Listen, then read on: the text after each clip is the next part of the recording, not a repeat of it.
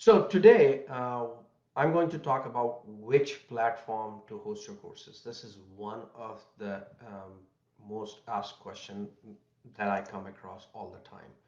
And people are asking like which platform is better for hosting courses. So I'm going to try to answer that question for you.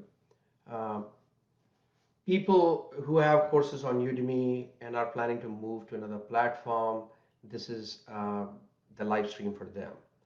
If you already have your courses hosted on your site, I would love to hear your point of view on how you like it, what platform you're using, etc. So that we can collectively figure out what's working in what scenarios. Every platform has a different benefit, pros and cons, and for using them, right?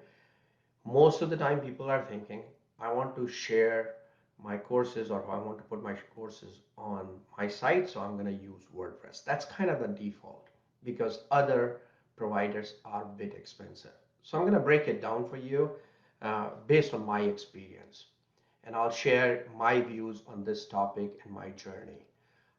So let me talk about how I started. I started on Udemy and then I decided to move it to my own platform. So first attempt I did was to use WordPress like everybody else. Hey, is there a WordPress theme that I can use and what plugins will I need? I looked at several third-party streams, third-party uh, themes and plugins. It was very difficult for me. There was not such a movement about online courses back then, or at least I did not know. So I had a very hard time figuring out what WordPress theme to use. I had a friend, she was using some WordPress theme, she was building her own site, so I asked her and got some feedback. And then finally she pointed me to a platform called Teachable. She said, this is where I moved from WordPress. So what's the problem with WordPress? As I mentioned, there are several themes. Also, you have the plugins, and then you have to figure out how to collect the payments, etc. I didn't want to get into managing the technology, and that's the feedback I got, was managing technology is not something that most of the course creators want to do.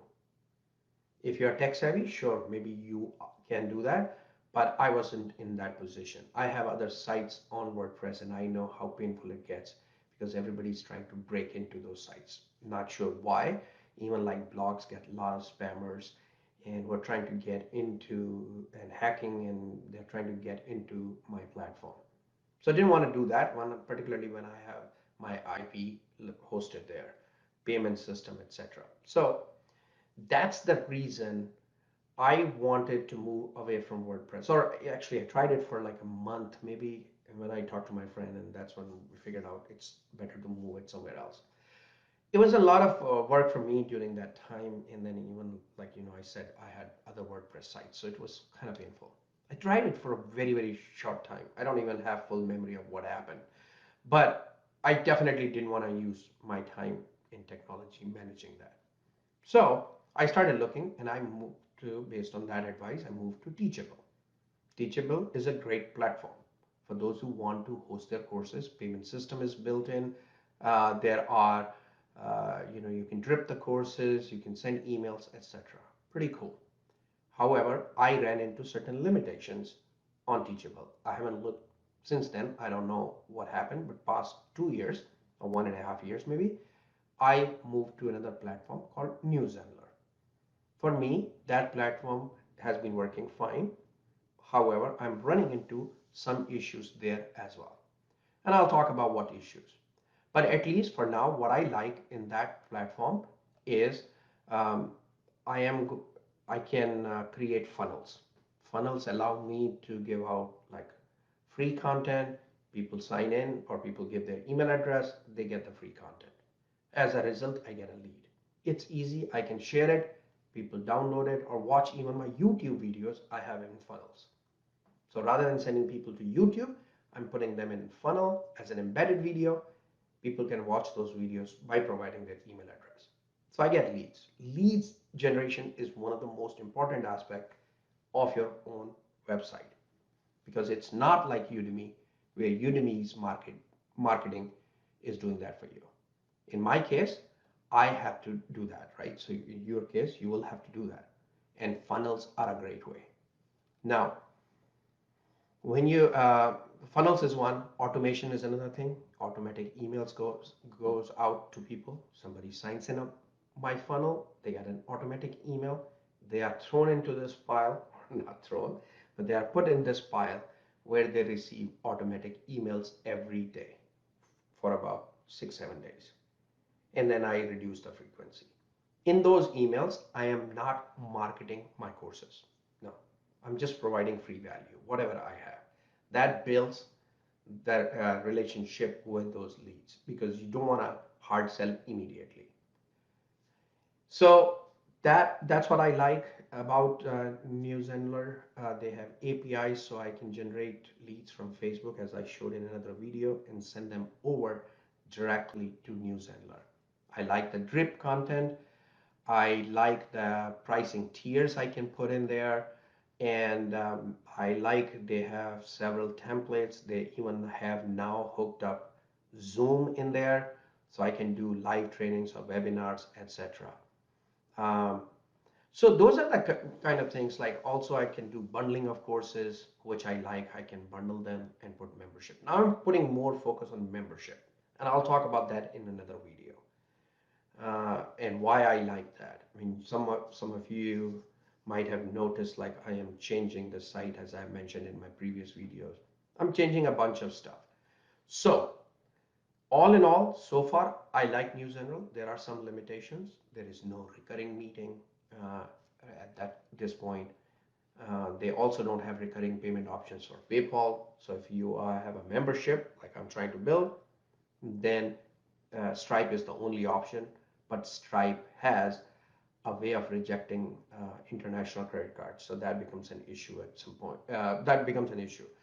They're working on PayPal, but they don't have any ETA. I'm sure they will release that, so I'm happy about that. They don't have any templates for emails. It's pretty vanilla, simple email format, which is a pain point for me, because I want really nice looking email, because these emails will make or break my membership. When I get the lead, they need to receive these nice emails. That'll generate more confidence and more sales. So, and there are other things as well that I'll talk about. I have very unique requirements as I'm developing my membership. I'll talk about those here, and if somebody is interested, reach out to me. I'll be happy to help given the time uh, I can spend, but whatever I can do, I will definitely try to do it. NewZenler team is pretty responsive. They have Facebook groups, so I can send a request. I can ask for a feature that gets added. I remember asking for one feature a long time ago that was added. Don't remember exactly what that feature was. But for now, I'm satisfied with that. So my point of view is this. You can go with WordPress, or you can pick a solution that's already pre-made for you. Define your requirements, what you want. Envision 3 years from now, 5 years from now.